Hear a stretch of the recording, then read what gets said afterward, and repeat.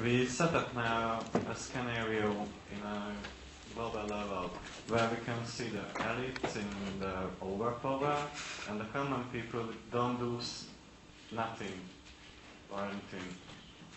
The common people? Yeah, or the local common people won't able to do anything. Cause the media, cause the life forms, cause anyway. And there's a movement, we are the activists, and what can we do? What's the difference between the internet communications and the direct action? Well, first of all, the role of activists is not just direct action.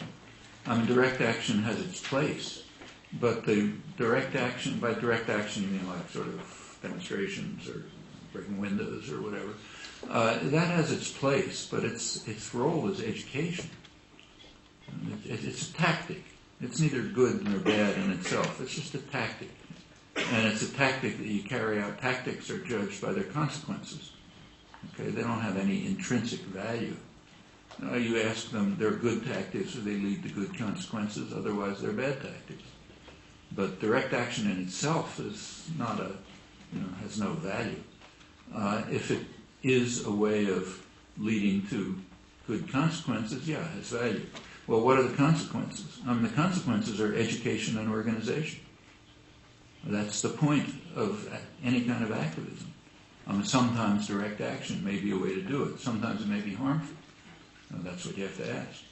What about other techniques like consciousness-raising groups, or working wherever you happen to be to try to get people organized to take control of their own little part of the world, whatever it may be, in a workplace or a community or a family or anything else? Well, that's another kind of activism. And organizing groups to join the World Social Forum is another kind. Planning on this differs in different countries, but in the United States, one crucial and important kind of activism is simply anti-corporate activism. For the first time ever in the United States, and it's important, there's the beginnings of a movement to try to dismantle corporations. And they are illegitimate institutions. They have no right to exist. And their control is very fragile. They know it. It's in principle easy to eliminate them and dismantle them. They understand it. And a large part of the corporate effort to appear benevolent, like give away cheap drugs to the poor and this sort of thing, is an effort to make sure that the population, actually you can read it in court decisions, right? They advise them to act benevolent so that an aroused population will not take away their rights, which are artificial rights. Well, for the first time there's the beginnings of some kind of consciousness about that, and groups organizing to do something about it, and little parts of the country which are preventing corporations from functioning and so on. Those could grow into very powerful movements. It's much more important in the United States than in Hungary, just because of their role in the international economy. But similar things can happen anywhere. Well, what's the right choice? Well, we're back to that question again. It depends on an assessment of circumstances, of the conditions in which you live, on your own self-examination, what are you willing to do? But there's no reason why, the common people, everybody, can't be organized on these topics. People have interests and concerns, and mostly it's the same interests and concerns.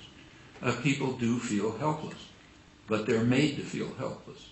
There's a major effort to make them feel helpless, and they really aren't. There are plenty of controls, but controls can be dismantled and overthrown. After all, just take a look at the last century. Okay, at the beginning of the last century, 100 years ago roughly, there were several forms of totalitarianism that were beginning to develop.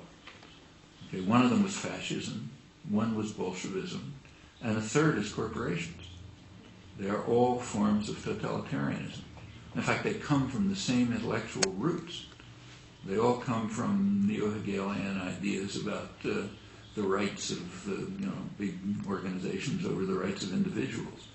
And in fact, progressives supported all of them. Supported corporatism, supported Bolshevism, and supported fascism. Mussolini in particular had plenty of progressive support, because they all believed in the same ideas. Well, of those three forms of totalitarianism, two have been overcome. The third has extended. But the third is the weakest of all. I mean, it's held together just by propaganda, not by force. They don't have torture chambers. They don't have secret police. They have plenty of modes of control, but it's much more fragile. And there's no reason why the general population of the world can't overthrow those, the third one. But of course, you have to be aware of it in the first place. People aren't aware. And then you've got to begin to act at whatever scale you can act and turn into major social movements. Well, that would be a social revolution, major.